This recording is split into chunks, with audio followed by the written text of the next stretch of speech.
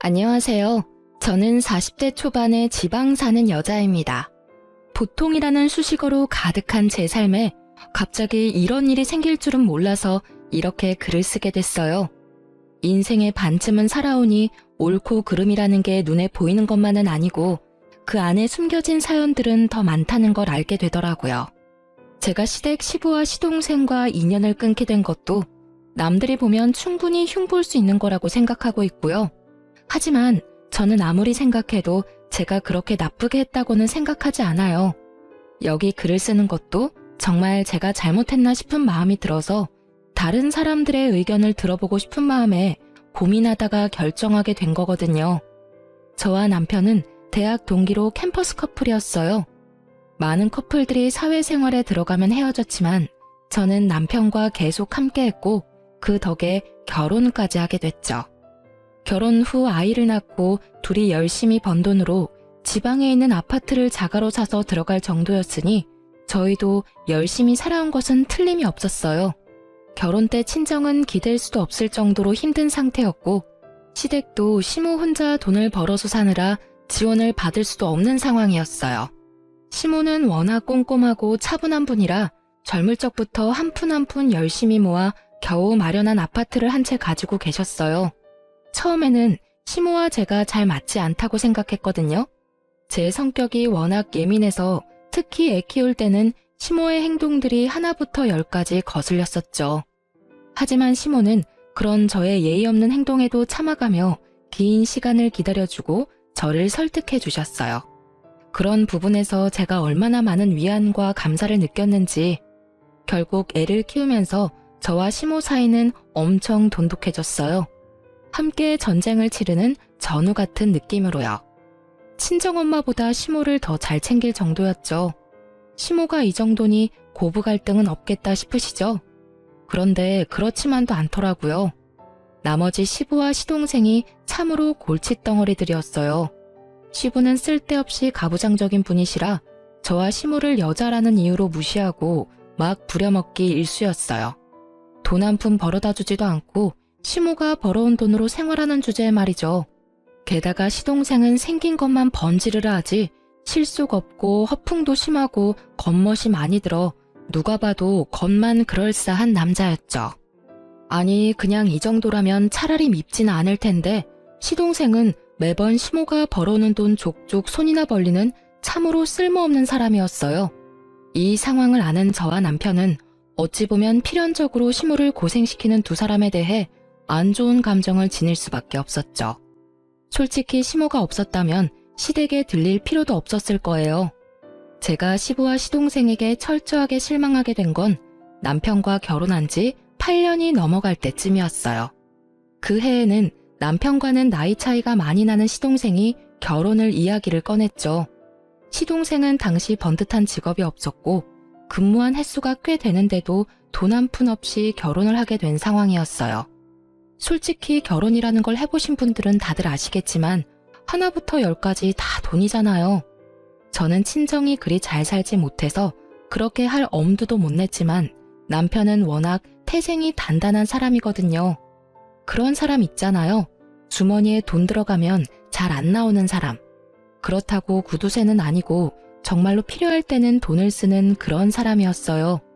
당시 친정아버지가 아프셔서 집안이 휘청했는데 그때 도와준 게 남편이었어요.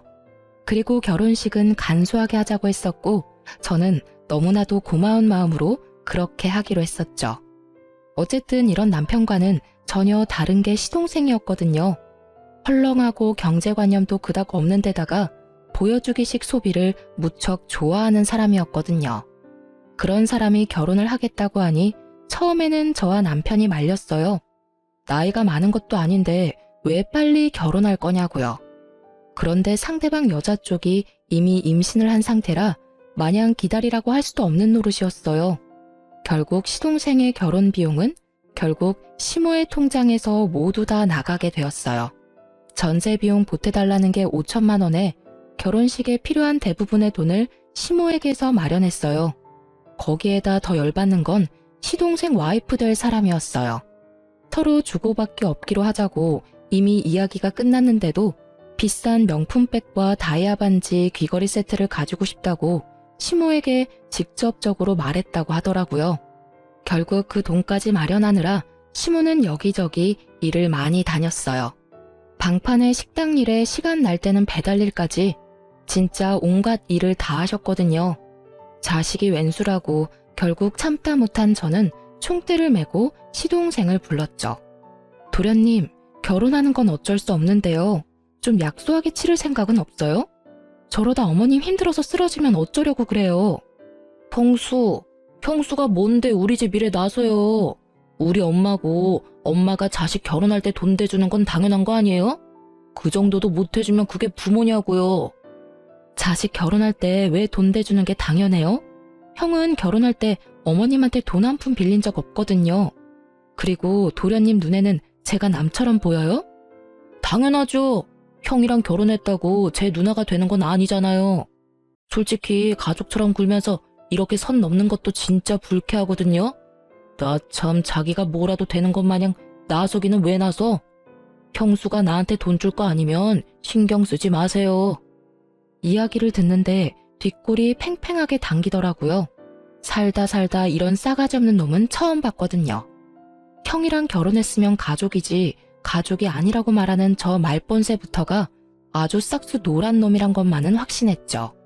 저의 이런 참견에도 결국 시모는 과로와 스트레스로 병원 신세를 지게 됐어요. 시모는 예전에 위암을 앓은 적이 있었는데 이번에는 혈액암이 온 것 같다고 하더라고요. 청청병력 같은 소리에 남편과 저는 침울하기만 했어요. 애를 친정에 맡기고 시모의 간병을 하느라 저는 바쁘기만 했고 남편은 그런 저에게 매일 미안하다고만 했어요. 내가 어머님한테 진 마음의 빚이 있어서 이렇게 하는 것뿐이니까 그런 생각하지 말라고 했지만요. 그런데 이 와중에 시동생은 결혼 준비하느라 아주 정신이 없었어요. 아파서 일어나지도 못하는 시모에게 매번 문병 와서는 돈 이야기만 하는 시동생을 보며 한 대 쥐어받고 싶다는 생각을 할 때 시부에게서 전화가 왔어요. 넌 시어머니가 없으면 네가 와서 시아버지 밥상 차려줄 생각을 해야지. 어디서 뭘 하고 있는 거야? 배고프니까 당장 들어와서 밥 차려라. 소리를 들어보니 술 한 잔 걸쳤더라고요. 저는 시부에 대한 마음이 별로 좋질 않았어요. 시모가 예전부터 일도 하지 않고 집에서 밥만 축내는 시부를 견디기 힘들어했다는 걸 알고 있었거든요. 제 눈에는 시부도 시모가 병에 걸린 원인균처럼 보였죠. 저는 시모 간병 때문에 바쁘고 갈 생각도 없으니 시부 집 근처에 있는 도시락 가게에 전화해서 도시락을 시켰어요. 그것도 제 나름의 성의였다고 생각하거든요. 못 본 척 안 한 것도 용하다고 생각하는데 시부가 전화가 왔더라고요. 너 이딴 걸 지금 밥이라고 시켰어? 이런 맛없고 성의 없는 음식을 누가 먹어? 당장 와서 밥 차려. 네가 시모가 없으니까 시아버지 머리 꼭대기까지 올라오려고 지랄 떨지. 어디 한판 해볼래? 형수, 저도 집에 있는데 와서 저랑 여자친구 밥도 좀 차려주세요. 우리 밥도 못 먹고 배고프거든요. 우리 애도 오늘 뱃속에서 배 굶고 있을 텐데. 시부 옆에서 시동생까지 이딴 소리 짓거리니 저는 열이 받아서 알겠다고 전화를 끊고 김밥 3줄을 시켜줬어요. 안 시켜준 건 아니니 알아서들 배는 채우겠죠. 김밥 도착하고 전화가 또 오더군요. 전화를 받았더니 이번에는 시동생의 역정내는 소리가 들렸어요. 그런데 이번에는 저도 가만히 안 있었어요.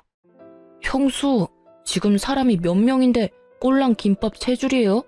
그리고 임신한 사람 있는 거 뻔히 알면서 이런 음식 해주면 기분이 좋아요? 상식이 없는 거야, 정신이 없는 거야? 뭐? 상식? 너 그리고 왜 나한테 반말이야, 이 미친 도련님아. 내가 분명 지금 정신이 없다고 말했지? 도련님이 저번에 나한테 저는 가족이 아니라면서. 그런데 밥은 왜 저한테 얻어먹으려고 지랄인데? 그리고 가족 중에 멀쩡하게 돈 잘 벌고 있는 남편 제외하고는 아무도 어머님 간병을 안 해서 아무 관계도 없는 내가 대신해서 간병 중이잖아. 그러면 도련님이 나한테 간병비 갖다 바쳐도 모자란 거지. 어딜 밥을 내놓으라 명령질이야? 아니요. 그럼 며느리가 돼서 시어머니 간병도 안 하려고 했어요? 그건 당연한 거지. 돈을 주고 말고 할 것도 없이 아니, 뭐 엄마가 나 때문에 병 걸린 것도 아니고 왜 갑자기 화살을 나한테 돌려요? 그럼 옆에 있는 분한테 간병하라고 하시면 되잖아. 곧 며느리 될 건데. 다이아 반지 세트랑 명품 가방까지 받았으면 할 도리는 다 하고 보내드려야 맞지 않나? 그리고 도련님, 네가 지금 돈 한 푼 없이 장가 간다고 해서 어머님이 그 돈 마련하느라 과로해서 지금 암 재발한 거라고 난 생각하거든요? 도련님이 인간으로 태어났으면 어머님한테 이러면 안 되지. 그걸 왜 저한테 화내냐고요? 밥 한번 해달라고 했다고 완전 사람 쓰레기로 몰아버리네. 됐어요. 밥 해주기 싫으면 해주지 마요. 우리가 돈이 없는 것도 아니고. 결국 저의 지랄 같은 말에 시동생은 전화를 끊더군요. 그리고는 형한테 전화를 했었나 봐요. 물론 형님한테 한 번 더 혼났지만요. 병원에 온 남편이 이야기하더라고요. 미친놈이 너 어머니 간병하는 거 뻔히 알고도 집에 밥하러 오라고 했다는데 그게 정말이냐고요. 그래서 시부랑 쌍으로 그 지랄했다고 했더니 욕을 한 사발 더 해줄 걸 그랬다고 하더라고요. 그러면서 여전히 상태가 위중한 시모의 모습에 남편은 눈물만 흘렸죠. 그리고 그날 이후 한 달도 지나지 않아 시모가 돌아가셨어요. 그런데 시모 사망일에 더 빡친 일이 있었어요. 시동생이 저에게 슬쩍 오더니 말하더라고요. 형수, 엄마 재산 나누는 거에 대해서 형이랑 이야기 좀 했어요? 형 성격 뻔히, 아니, 저한테 와서 돈 이야기 묻는 거 보면 이 싹수노란 인간 말종이 사람처럼 안 보입니다. 어머니 돌아가신 지 몇 시간이나 됐다고 돈 이야기를 꺼내요. 도련님이 돈이 급한 건 알겠는데 돌아가신 어머님 등골까지 빼먹으려고 하는 그 행동이 진짜 인간이 할 수 있는 행동이에요? 열받은 제가 시동생에게 소리치자 시동생은 도리어 저에게 한 소리 퍼부으려고 얼굴을 귀신같이 일그러뜨리더라고요. 저도 지지는 않을 생각으로 눈 부릅뜨고 있었는데 결국은 주위에서 시동생을 보며 수군거리자 입을 꽉 닫더군요. 그 길로 시모 보내는 길 내내 썩은 표정 지어서 저는 또 열이 받았어요. 가는 길도 불편하게 만들어 제 마음까지 아팠으니까요. 이 일을 계기로 저는 저 인간들과 상종도 하지 말아야지 생각했어요. 물론 지켜지지 못했지만요. 저는 시모가 돌아가시면 재산 정리가 깨끗하게 될 거라고 생각했어요. 유산이라고 해봐야 아파트와 통장, 보험금 뿐이었으니까요. 그런데 그게 생각 외로 복잡하게 돌아가는 일이 생겼어요. 시모 명의로 된 아파트에 담보대출이 설정되어 있더라고요. 일단 아파트가 남편 앞으로 상속은 되는데 온전히 아파트로 받으려면 그 돈을 갚아야 하더라고요. 그 돈을 못 갚으면 아파트를 팔아서 그 대출금을 마련해야 하는 거고요. 아파트는 6억이 좀 안 되는데 대출은 2억 7천 정도였어요. 거의 반값이었죠. 남편과 저는 시모가 이 큰 돈을 어디에 썼나 싶더라고요. 그 와중에 시동생은 아파트 빨리 팔고 자기 몫으로 반을 달라고 아우성이었고요. 남편은 일단 그 내역이 뭔지 모르고 시모가 급히 돈이 필요해서 썼을 거라고 잠정적으로 생각하고 시동생에게 딱 절반씩 나누자고 했죠. 그런데 그때 시부가 굉장히 뺀질거리면서 나서더라고요. 나도 오랫동안 같이 살았으니 그 돈에 권리가 있는 거 아니냐? 젊은 것들이 뻔뻔하게 어른을 빼놓고 이야기하는 건 좀 아니지. 재산은 나 포함해서 셋이서 나눠야지. 시부의 그 말에 남편이 코웃음 치며 말하더라고요. 진짜 남편도 아니면서 무슨 권리로 그런 이야기를 합니까? 어머니랑 아저씨가 조금이라도 금슬 좋은 부부처럼 살았다면 제가 아저씨한테 하나라도 더 챙겨드렸을지도 모르죠. 그런데 우리 어머니한테 어떻게 하셨는지 기억 안 나세요? 일은 하나도 안 하면서 집에서 삼시세끼 밥 꼬박꼬박 얻어드셨죠? 그러면서 엄마 아플 때 병원 한 번 데려가 주지도 않고 그게 무슨 남편이냐고요. 실은 저도 늦게 알게 됐는데 시모와 시부는 사실혼 관계라고 하더라고요. 시부는 처음에 혼인신고를 하지 말자고 했고 시모는 마음이 상해서 결국 그 뒤에 시부가 혼인신고하라는 말을 그냥 무시하고 혼인신고를 하지 않았다고 하더라고요. 특히 시부가 일을 안 하게 된 날부터는 혼인신고하면 자식들이 더 힘들까봐 일부러 혼인신고를 안 한 것 같더라고요. 그러니 시부는 법적 상속인이 아니게 된 거죠. 말 한번 섭섭하게 하네. 나도 너희 엄마 걱정했어. 그 사람도 없는데 돈까지 없으면 지금 당장 길거리에 나 앉으라는 말이냐? 그런 법도가 어디 있어? 사실혼 관계도 혼인 관계지. 걱정하셨겠지. 우리 엄마 없으면 이제 밥 차려줄 사람 없을 거고 이제는 그 이후로 우리 와이프 불러다가 밥 차리라 할 거 아니냐고. 저번에 어머니 아플 때도 어머니 병간호하는 와이프 불러다가 밥 차리라고 했잖아요.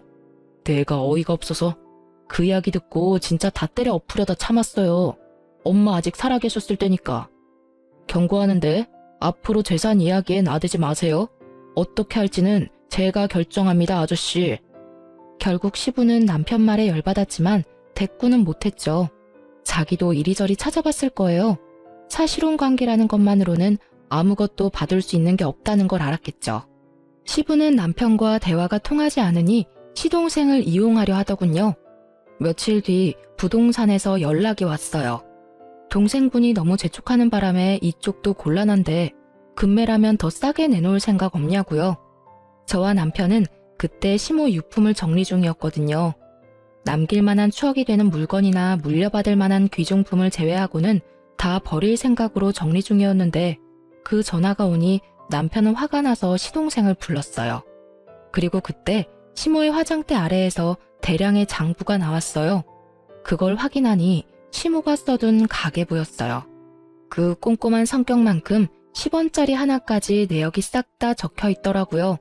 그리고 그걸 보다가 아파트 담보대출이 왜 생긴 건지를 알았어요. 시모가 둘째에게 대출해주고 차용증 받아놓은 게 있더라고요.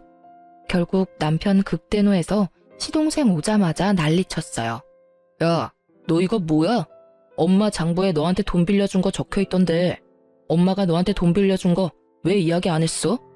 너 우리가 이거 못 찾았으면 돈 받을 때까지 거짓말할 작정이었어? 형, 봤어? 설마 내가 말 안 했겠어? 나도 오늘 할까 내일 할까 생각하고 있었어. 뭐 형이 먼저 알게 됐으니까 말할 것도 줄었네. 돈이 좀 필요했는데 아버지가 아파트 담보대출 받으면 된다고 가르쳐줘서 엄마한테 부탁했지. 그 이야기를 듣는 동안 남편의 흥분한 얼굴이 냉정하게 가라앉는 걸 봤어요. 아, 정말 화가 엄청 났구나 싶었죠. 그래서 제가 물었죠. 그러면 도련님, 그 대출금은 어디에 쓰신 거예요? 개인이 빌리기에는 큰 돈이고 그렇다고 도련님이 집을 가지고 계신 것도 아니고. 전세금마저 시모에게 빌릴 정도면 집이 없다는 생각이 들어서 물어봤는데 돌아오는 대답에 저와 남편은 벙쪘어요. 아, 그거요? 재개발되는 곳 있는데 거기 건물이 5억짜리거든요? 근데 재개발되면 금액이 엄청 뛸 거잖아요. 그거 생각하고 빌린 거고 아직 잘 갖고 있어요. 5억짜리 집에 2억 7천을 빌렸으면 나머지 금액은 도련님 돈인 거네요? 그쵸. 그것도 은행에서 빌려서 지금 원금이랑 이자만 거의 200만 원 넘게 나와요. 솔직히 이번에 아파트 팔고 자동으로 갚으면 내야 할 대출금도 줄어드니까 저도 좋죠. 실실 쪼개며 말하는 시동생에게 남편이 결국 참지 못하고 버럭 화를 냈어요. 야, 그걸 자랑이라고. 너 장부에 어머니가 너한테 돈 빌려준 게 얼마인지나 알아? 대출금만 차용증이 있을 뿐이고 그 이후로 네가 매달 20~30씩 야금야금 가져간 것까지 계산하면 장난 아니거든? 그런데 너 처음에 시침이 떼고 아파트 처분하고 3억 절반으로 나누자고 했지? 가만 보니까 내가 몰랐으면 너 그 돈 다 꿀꺽할 셈이었네? 네가 아파트 대출금 싹 다 가져갔으니까 넌 아파트 처분하고 남은 돈에 아무런 권한 없는 거 알지? 지금 네가 이 아파트 처분과 관련한 돈 중에 주장할 수 있는 금액은 2천만 원이 다야. 그러니까 나머지 금액은 내가 다 가져가도 할 말 없지? 그런 게 어딨어. 나도 엄마 아들이고 유산 주장할 수 있지. 그리고 엄마가 나한테 돈 빌려줬다는 거 어차피 차용증 없으면 다 필요 없는 거 아니야? 떡하니 있는 차용증을 없는 셈 치자는 거냐? 너 미쳤지? 이거 봐. 차용증을 적어놨네. 네가 지장까지 딱 찍어서. 확인이 왜 안 되겠냐고 이 모자란 놈아. 아이고, 저것도 아들이라고 큰 돈 빌려주고 죽기 직전까지 일하러 다닌 어머니 생각하면 너한테 돈 한 푼도 주기 싫으니까 앞으로 내 앞에서 유산 이야기 꺼내지도 마. 내가 법적으로 정확하게 반으로 나눠서 줄 거니까. 이악 물고 말하는 남편에게 시동생도 누나를 부라리더라고요. 형이 무슨 자격으로 그딴 말 하는데? 나도 엄마 아들이라고. 엄마가 나 얼마나 아꼈는지 몰라서 그래? 그래, 많이 아끼셨지. 막내라고 아주 오냐오냐 했더니 네가 이렇게 미친놈처럼 위아래도 모르고 똥인지 된장인지도 찍어 먹지 않으면 모를 놈으로 자랐지. 네가 언제부터 엄마 그렇게 생각했어? 여자 임신시켜가지고 결혼하는 주제에 엄마한테 전세금이며 예물비며 싹 다 받아가고는 아픈 엄마 병원에 있는 동안에도 병간호 우리 와이프한테 다 맡겨놓고 여친이랑 룰루랄라 잘 놀았더라. 아, 그러고 보니 전세금도 있네? 엄마가 전세금 빌려주기로 했다면서? 2천만 원 가져가고 나머지 3천만 원은 나한테 빌릴래? 나는 엄마랑 다르게 이자 꼬박꼬박 받을 건데 괜찮으면 그렇게 하고. 예물비는 네가 알아서 마련해. 대출금도 반으로 줄 텐데 알아서 잘할 수 있겠지. 너 앞으로 돈 이야기 내 앞에서 하면 진짜 호적 파버릴 거야. 그리고 이 집 팔리면 바로 짐 뺄 수 있도록 짐 챙겨놔. 결국 저희는 시모 물건을 챙겨 집으로 돌아왔어요. 집으로 돌아오는 차 안에서 남편이 그러더군요. 슬퍼해도 모자랄 시간에 저런 것들 상대하고 있으니 지금 자기가 뭐 하는 건지 모르겠다고요. 엄마 가는 길에 자식들끼리 싸우는 모습 보이기 싫은데 진짜 생각 없이 사는 저 사람들 때문에 죽겠다고 말이죠. 결국 남편은 결정했어요. 집안의 돈 정리, 관계 정리 싹 다 깨끗하게 해버리기로요. 그렇게 시모 사후에 남편은 법적으로 아무런 문제 없도록 하나부터 열까지 정리하기 시작했어요. 시모 앞으로 된 재산은 아파트와 생명보험금이 2억 정도 있더군요. 보험금이 있다는 걸 알게 된 시동생은 또 급하게 찾아와 남편에게 말하더라고요. 엄마 생명보험금은 나한테도 받을 자격 있잖아. 반은 줘야지. 나 요새 돈 없어서 힘들다고. 너 아파트 대출금 없어져서 이제 좀 살만하지 않냐? 그거만 없어도 대출금 절반으로 줄어들 텐데 왜 그렇게 앓는 소리야? 대출금 줄어든 대신에 전세금이랑 예물비 때문에 또 돈 빌렸어. 자기가 쪼들리니 계속 재촉하더라고요. 남편이 계속 재촉하니 어쩔 수 없이 보험을 확인했죠. 그런데 시모가 죽기 직전에 생명보험금 수익자를 법정 상속인에서 제 이름으로 바꿔놨더라고요. 저도 제 이름이 나오니 뜬금없이 깜짝 놀랐죠. 뭐가 잘못된 것 같아서 수익자가 언제 누구에 의해 변경되었는지 확인해봤거든요. 바로 시모가 본인 담당하는 보험 설계사를 직접 만나서 변경했다고 하더라고요. 어찌됐든 보험금 2억 원이 제 손에 들어오게 됐어요. 그 이야기를 들은 시동생이 완전 발광하더라고요. 이게 뭐예요? 왜 우리 엄마가 생판 남인 형수한테 보험금을 남기냐고요? 뭐 잘못된 거 아니에요? 아들이 둘이나 있는데 굳이 며느리로 할 필요도 없었잖아요. 이거 혹시 형수가 엄마 꼬셔서 수익자 변경한 거 아니냐고요? 엄마 옆에서 알랑방구 떨면서 들러붙어 있을 때부터 알아봤어야 하는데 네 형수한테 그게 무슨 말버릇이야? 어머니 보험 설계사가 네가 돈을 마구잡이로 쓰는 바람에 어머니가 직접 수익자 변경했다더라. 네가 그렇게 못 믿겠으면 내가 보험 설계사한테 전화해서 왜 수익자가 변경됐는지 물어보자. 남편은 바로 보험 설계사에게 전화했어요. 네, 안녕하세요. 수익자 변경한 것 때문에 제 동생이 의문점이 있다고 해서 연락드렸어요. 혹시 수익자 변경을 왜 했는지 지금 말씀 좀 해주시겠어요? 아, 네네. 돌아가시기 2달 전쯤 병원을 다녀오고 나서 저를 만나자고 하셨어요. 그때 수익자를 변경했어요. 수익자를 며느리 앞으로 한다길래 제가 여쭤봤거든.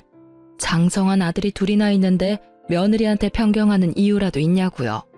그랬더니 둘째가 씀씀이가 해프고 집 거덜낼 정도로 가져가니 보험금을 받으면 다 써버릴 거라고 하더라고요. 어차피 아들놈들은 아파트 나눠 가질 건데 보험금이라도 자기 병수 밟은 며느리 앞으로 주고 싶다고. 돌아가기 직전에도 확인 전화하시며 말씀하셨고요. 그리고 무엇보다 며느리에 대한 마음이 애틋하시더라고요. 아플 때 힘들 때 자기 신경 써주는 건 며느리밖에 없다고 하시는 거 보니 고부간의 사이가 무척 좋은 것 같다고 생각했죠. 거짓말이죠? 엄마가 설마 나한테 한 푼도 안 남겨주시다니. 이거 형수가 다 모함한 거죠? 왜 내가 아들인데 나는 한 푼을 못 받아요? 이거 진짜 둘이서 짜고서 나 물 먹이려는 거 아니에요? 어쩌면 이렇게 둘이서 다 가져갈 수가 있어요. 우리가 뭘 다 가져가는데?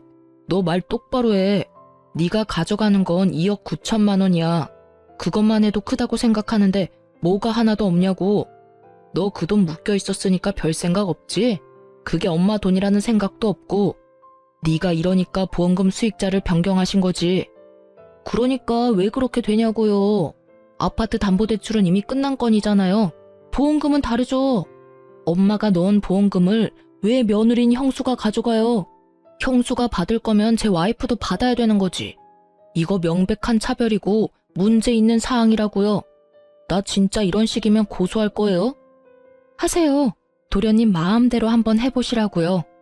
도련님이 어머님한테 어떻게 한 건지 가슴에 손을 얹고 생각해봐요. 어머님이 정 떨어지는 것도 당연하지 않을까 싶은데 그걸 도련님만 모르고 계시네요. 아파서 병원 들어와 있는 사람한테 결혼식 돈 모자라다고 돈 달라고 그렇게 떽떽거리며 사람 괴롭게 만들어 놓고 뭐요? 도련님 여자친구한테 보험금 주고 싶었으면 여자친구한테 엄마 병간호나 좀 해주라고 하지 그랬어요. 그랬으면 저 혼자 가져갈 일도 없었을 텐데. 아니 도련님이고 시아버님이고 어떻게 아픈 어머님을 그런 식으로 대할 수 있어요? 어머님이 식모예요? 어머님이 돈 뽑는 기계냐고요. 당신들이 그런 식으로 행동하니까 어머님이 생판 남인 며느리한테 돈 남긴 거 아니냐고요. 어깨 위에 있는 게 장식이 아니면 생각들 좀 하시라고요. 결국 제 말에 반박조차 못한 시동생은 부들부들 떨며 남편에게 기가 막힌 말하더라고요. 알았어. 형수 말 다 맞다 치고 이해하고 넘어갈게. 보험은 이미 수익자가 지정된 상태라 바꿀 수 없다고 하니 포기할게.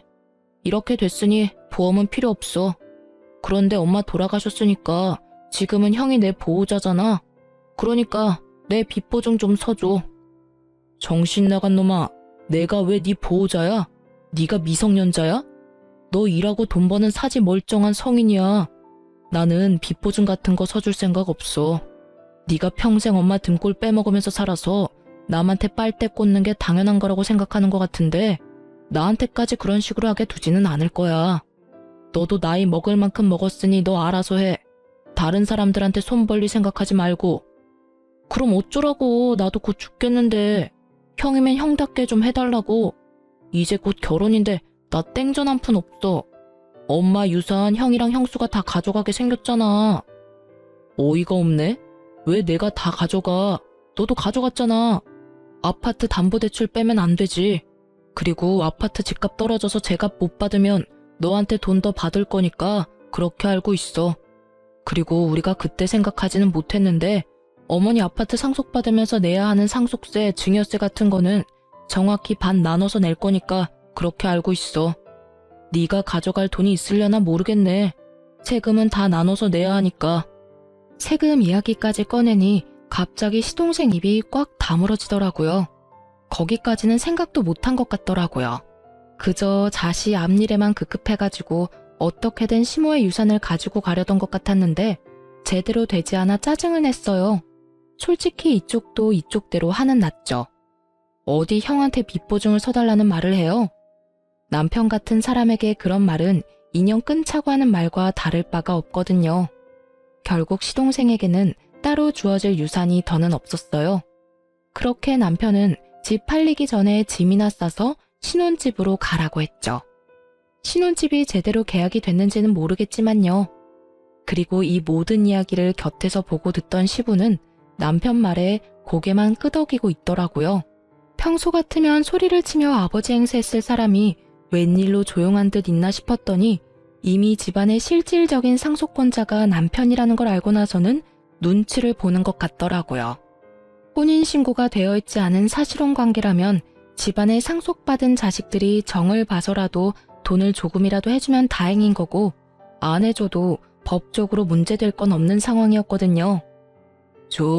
그러면 나는 이제 어디서 살아야 하냐? 너희 집에 들어가서 사는 건 안 되겠지? 그럼 너희가 돈을 조금이라도 나눠주면 내가 집 하나 얻어서 조용히 살아도 되는데 말이다. 네 엄마랑 오래 산 것도 있고 그간의 정이 있으니 나한테도 어느 정도는 줘야 되지 않겠냐? 저번에도 말했지만 아저씨가 엄마랑 살면서 뭘 해주셨는데요? 저는 처음부터 엄마랑 아저씨 같이 사는 거 반대였어요. 그리고 아저씨가 엄마랑 같이 살자마자 일 그만뒀을 때는 진짜 엄마만 아니면 쫓아내고 싶었고요. 이야기해보세요. 엄마랑 살면서 엄마한테 잘해준 거 하나라도 있으세요? 엄마가 해주는 따뜻한 밥 얻어먹으면서 잘 살았으니 앞으로는 알아서 돈 벌어서 사세요. 남한테 빌붙어서 살아보려는 생각은 하지 마시고요. 그래도 내가 너희 엄마랑 이렇게 길게 살았는데 아무것도 없이 나가면 사람들이 너를 얼마나 모질다고 욕하겠냐. 그런 소리는 안 듣도록 해야지. 저 그런 거 신경 안 쓰는 놈이거든요. 그래도 어머니랑 산 정을 봐서라도 제가 지분해드릴게요. 전세 하나 얻어드릴 건데 그 전세 계약자는 제 이름으로 할 거예요. 딱 거기까지만 해줄 거고 원룸으로 얻어줄 겁니다. 거기에 나오는 공과금은 다 아저씨가 내시고 저한테 연락 오는 순간 계약 해지하거나 종료시켜버릴 거니까 알아서 잘 내세요. 제 입장에서도 많이 양보한 거라고 생각한 건데 이것도 싫으시면 그냥 관두셔도 됩니다. 그 말에 시부가 괜히 궁시렁대더라고요. 아니, 그래도 사람 살 수 있을 정도로는 해줘야지. 그리고 너무 그렇게 빡빡하게 굴면. 싫으시면 지금 이야기하세요. 저는 어차피 아저씨도 사람들 눈도 신경 안 쓴다니까요. 그럼 하지 말까요? 아니야. 그것도 감사하게 받아야지. 그런데 나가는데 뭐 이삽이라도 좀 줘야지. 그 말에 남편이 열받아서 시부에게 소리치더라고요. 그 시간에 나가서 일자리나 알아보시라고요. 15년을 남한테 얻어먹고 사니까 이제는 아예 일도 하기 싫으세요? 아니면 이삽이 줄 테니까 집도 없던 일로 하실래요? 결국 시부는 깨갱하고는 남편에게 아무 말도 못하더라고요. 그렇게 가부장적으로 굴며 자기가 윗사람이라며 거들먹거리던 시부는 낙동강 오리알 신세가 되고 말았죠. 솔직히 이렇게 될 줄 알았어요. 처음부터 시모에게 잘해주었다면 남편은 분명히 시부를 극진히 대접해줬을 겁니다. 돈이 아무리 들어도 사이좋은 부부처럼 보이기만 했더라면, 술 먹고 매번 행패 부리고 시모를 식모처럼 부리지 않았더라면 최소한의 생계는 유지할 수 있도록 해줬겠죠.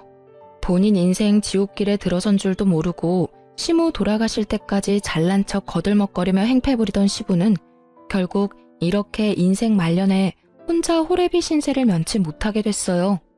게다가 그렇게 사이가 좋던 시동생도 시부를 못 본 척하는 바람에 시부는 더 괴로워하는 것 같더라고요. 자기가 뿌린 씨앗, 자기가 거둔 거죠. 결국 이때 이후로 남편은 일사천리로 상속과 관련한 일들, 시모의 사망과 관련된 일들을 모두 정리했어요. 그리고 시동생이며 시부 얼굴은 보고 싶지도 않다고 하며 이야기가 나올 때마다 치를 떨었죠. 그래도 어머니 생각이 많이 났는지 납골 땅은 자주 들르더라고요. 그렇게 조금씩 시모의 빈자리가 차츰차츰 메워질 때쯤 시동생이 매우 급한 일로 저희 집을 찾아왔더라고요. 남편이 정말 싫어하는 얼굴을 했지만 결국에는 집 안으로 들여 이야기라도 들어보자고 했어요. 형, 진짜로 좀 도와줘. 나 파산하기 일부 직전이야. 무슨 소리야? 너 아파트 처분해서 대출금 줄었잖아. 그게 아직 몇 달 지나지도 않았는데 뜬금없이 웬 파산인데? 들어봐. 내가 그때 2억 7천 주고 산 건물 기억하지? 내가 그거 진짜 정확한 정보로 산 건데 재개발 코앞에서 엎어졌어. 지금 그거 완전 허름하고 수익도 나지 않는 건물이라 사려는 사람조차 없어. 그 이야기를 듣는 남편의 미간이 찌푸려지더라고요. 이미 이야기 처음부터 남편의 심기를 건드리는 말들이 나왔거든요. 그럼 질질 끌 게 아니라 팔아야지. 헐값에라도 팔아야지. 본전 보고 판다는 생각을 하니까 대출 원금의 이자까지 아직 나가고 있는 거 아니야. 나도 그 생각했지. 팔려고 했는데 산다고 전화 온 사람들 전부 다 가격을 완전 후려쳐서 부르는 거야. 본전은 못 돼도 어느 정도 선이라는 게 있잖아. 근데 반값 이하로 부른다니까. 지금 그 건물에 들어간 대출 원금보다 싸게 부르면 내가 불이익이잖아. 그래서 팔지도 못해. 근데 너 그 건물 아파트 담보대출 자동으로 갚아지면서 대출금 반은 사라지지 않았어? 근데 왜 대출금 내느라 똥줄이 빠지는데? 내는 원금이 줄었으면 100만 원 정도가 세이브 될 건데. 아, 그거? 사실은 그 옆에 있는 건물도 재개발된다고 해서 대출 땡겨서 샀거든. 정말 작은 건물인데 쓸만한 땅이야. 그것도 재개발이 될 줄 알았는데 안 됐더라고. 그래서 그것도 팔아야 하는데 그건 더 안 나가. 그 이야기를 듣는 저와 남편은 고개를 절레절레 저었어요. 이건 뭐 스스로 자기 무덤 연락에 파고 있으니 도와줄 수가 없겠더라고요. 솔직히 그 돈이 생활비로 나가서 빌린 돈이라면 갚아줄 생각도 있었어요. 살다 보면 그런 일도 있잖아요. 애가 생기고 갑자기 가계 지출비가 늘어나는데 모아놓은 돈은 없고, 그렇게 빌렸다면 정말 저도 도와줄 생각이 있었는데 또 재개발 환상에 빠져서 쓰러져가는 건물을 샀을 줄이야. 생각지도 못한 이유에 저는 맥이 탁 풀려버렸어요. 차라리 파산하고 개인회생을 신청하는 게 본인에게는 좋은 일이 아닐까 하는 생각도 들었을 정도였죠. 형수, 제발 나 좀 도와줘요. 어차피 형수 앞으로 엄마 보험금 나왔잖아요. 그거에다 형이 받은 아파트 처분한 돈이면 넉넉하잖아요. 한 1억? 아니, 1억 5천 정도만 빌려줘요. 저 건물 팔리면 갚아줄 테니까. 제가 왜 그 돈을 갚아줘야 해요? 그리고 어머님이 남긴 피 같은 돈, 그런 곳에 쓰고 싶지도 않아요. 아니, 도대체 무슨 자격으로 어머님 목숨값을 달라고 여기 와서 돈을 빌려달라고 할 수 있어요? 그리고 저는 잊지 않았어요. 도련님이 저한테 하신 말씀요. 생판 남인 저한테 가족이 아니라고 하셨죠? 도련님이 저를 가족으로 생각하지 않았으니 저도 도련님을 가족으로 생각 안 해요. 저는 어머님이랑은 달라서 도련님한테 돈 다 줘가면서 일 해결하도록 두지는 않을 거예요. 정말로 그 딱한 사정을 어떻게든 하고 싶었다면 일단 푼돈에라도 그 건물들 팔고 그 돈으로 원금 갚은 뒤에도 힘들면 찾아와야죠. 그 건물은 있는 대로 놔두고 싶고 돈은 돈대로 쪼들리니까 누군가에게 편하게 빌리고 싶고, 그런 생각하면 어디에서도 도련님 도와줄 사람 못 찾아요. 그때 일을 아직까지 마음에 두고 있었어요? 화 풀어요. 남이라고 한 거는 그냥 화가 나서 던진 말이고, 형님 와이프면 우리 조카 엄마인데 내가 설마 형수님을 정말 남으로 생각했을 리가 없잖아요. 그리고 푼돈으로 그 건물 파는 건 절대로 말이 안 되죠. 솔직히 재개발이 엎어졌다고는 하지만 또 언제 재개발 구역에 포함될지 모르는 일이고, 재개발되고 나면 그 일대도 땅값 오를 테니까 그때까지만 잘 버티면 돈 더 벌 수 있는데, 그때까지 버틸 수 있을 만큼의 돈이 있는 사람들에게나 해당되는 일이잖아요. 지금 당장 죽고 못 살겠다며 형한테 달려오는 사람이 무슨 미래를 말하는데요? 지금 당장 도련님한테 미래가 있긴 해요. 그거 못 팔면 우리는 도와줄 생각 없어요. 그런 제 말에 시동생은 도리어 저와 남편을 이해가 안 된다는 표정으로 바라보더라고요. 본인만의 생각이 너무 확고해서 다른 사람 의견은 귀에 들어오지도 않는 중증이었어요. 아, 너 이러는 거 네 와이프도 알아? 애도 곧 있으면 태어난다고 하지 않았어? 예정일이 다음 달인가 그랬던 것 같은데. 와이프는 얼마 전에 집 나갔어. 전셋집도 자기가 생각하는 만큼 못 가졌다고 엄청 싫어했는데 결혼식 할 때 쓸 다이아 반지 세트랑 명품백도 원하는 거 못했거든. 돈이 너무 없어서. 엄마 돌아가시고 나면 유산 나오니까 그걸로 하면 된다고 달랬는데 유산이 없었잖아. 아파트는 내 대출금에 깎여버리고 보험금은 형수가 수익자가 돼서 한 푼도 받은 게 없으니까. 그 이야기하고 다음날 집 나갔어. 이야기를 들어보니 그 여자도 남편이 집에 돈이 좀 있다고 생각하고 시집 온 것 같더라고요. 그런데 알고 보니 완전 빈털터리에 빚만 가득하다는 걸 알고는 빚이 자기한테 넘어오기 전에 튄 걸로 보이더라고요. 솔직히 여자가 야가 빠졌다는 생각을 하기는 했는데 시동생 꼴이 저 모양이니까요. 저런 남자와 결혼하면 평생이 가시밭길 아니겠어요? 그런 여자의 선택을 야속하다 할 수도 없는 노릇이죠. 그런데 그 여자가 참으로 약삭빠르게 결혼식을 하면서 비걱거리니까 혼인신고를 안 했대요. 시동생이 무슨 사고를 쳐도 그 여자에게는 아무런 문제도 없겠죠. 참 장가 잘 갔다는 생각을 했어요. 우리는 알려주지 못하는 인생의 쓴맛을 그 여자가 알게 해주었으니 말이죠. 큰 인생 경험을 한 시동생이었지만 결국 그런 큰일에도 크게 변함은 없었습니다. 그리고 시동생의 이야기를 들은 저희는 시동생을 도와주지 않았어요. 우리가 도와주지 않더라도 그 건물들을 처분하면 살 길이 나오니까요. 그런데 결국에는 시동생이 그 돈을 다 못 갚아서 전부 경매로 넘어갔고 결국 파산 신청에 들어갔다고 하더라고요. 나중에 알고 보니 전세금의 카드빚까지 상당했다고 하더라고요.